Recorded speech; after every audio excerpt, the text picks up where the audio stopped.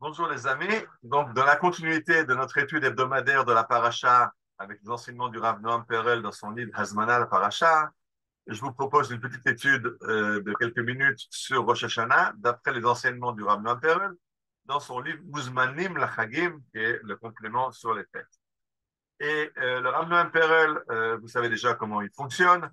Ça fonctionne avec un texte du Midrash et après un développement. Là, le Rav Noam Perel commence carrément par un texte du Zohar, qui est aussi un midrash kabbalistique, et il pose la question suivante. Rosh Hashanah, c'est une fête très spéciale, puisque vous savez que en Galout, les fêtes durent 2 jours. Il y a 2 jours de Pessah, il y a 2 jours de Shavuot, il y a 2 jours de Sukkot, alors qu'en Eretz Israël, on n'a qu'un jour de fête.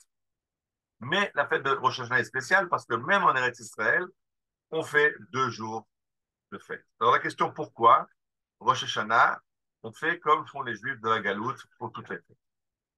Et le Zohar pose cette question. Hanet Reyamin Rosh Hashanah, Amay Reyamin. Pourquoi faut-il que ce soit 2 jours la fête de Rosh Hashanah? Et le Zohar répond, mais c'est parce qu'il y a deux notions de din, il y a deux notions de jugement en Rosh Hashanah. Quand Dieu rend la justice, il y a deux façons de juger. Dina Rafia et Dina Kashia, il y a une justice qui est plus dure, plus rigoureuse, et une justice qui est plus facile, plus teintée de miséricorde.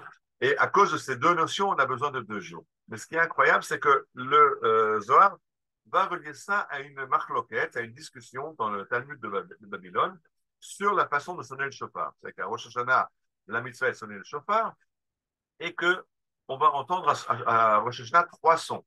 La tekiya, un son long tout, qui est en fait le son on acclame le roi puisque c'est le jour de la royauté de Dieu, mais on a après un son qui est un son de soupir ou de pleurs. Alors, il y a deux modes de souffler. Il y a les chevarim, tout, et puis il y en a trois, ce que l'Agmara appelle Gnouche et Yevava. Et dit le Zohar la chose suivante. Valda lo yad'e hane bavla'e razad yevava. Le problème du Talmud de Babylone qui se pose la question comment doit-on sonner le chauffard? Est-ce que ces trois sons coupés mais courts ou 9 très courts? Alors, dit le Zohar, ça répond aux deux notions de Rosh Hashanah. C'est pour ça que le Talmud de Babylone, étant de l'expectative, va décider, bon, on va faire les deux. On sonne les Shvarim, on sonne les trois, et on sonne Shvarim et trois ensemble. Comme ça, on couvre toutes les éventualités, et on est sûr qu'on a fait la mitzvah. Et dit le Zohar que le Talmud de Babylone qui se posait la question, qui ne savait pas répondre, en fait, par sa réponse, a résolu le problème.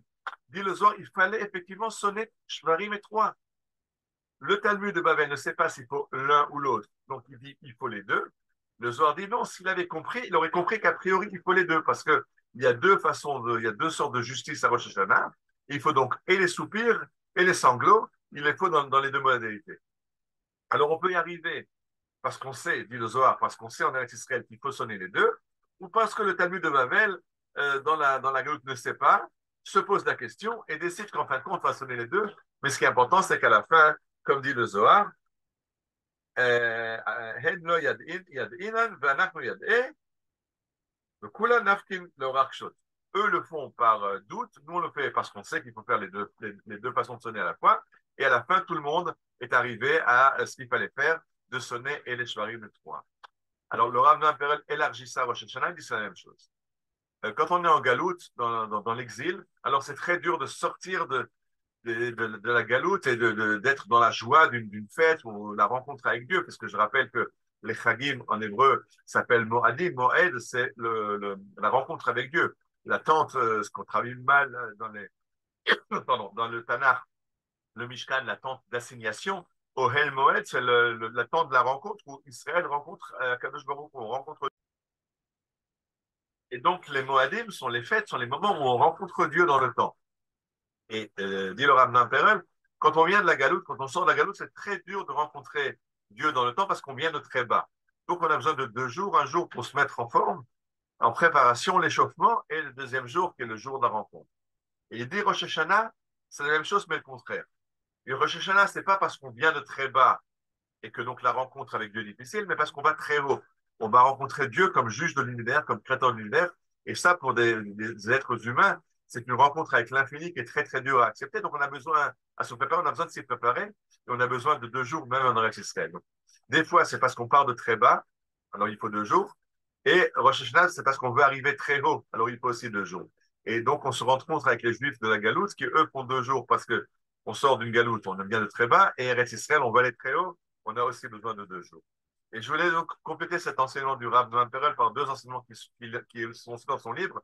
Deux des aliments qu'on va trouver sur notre table ce soir.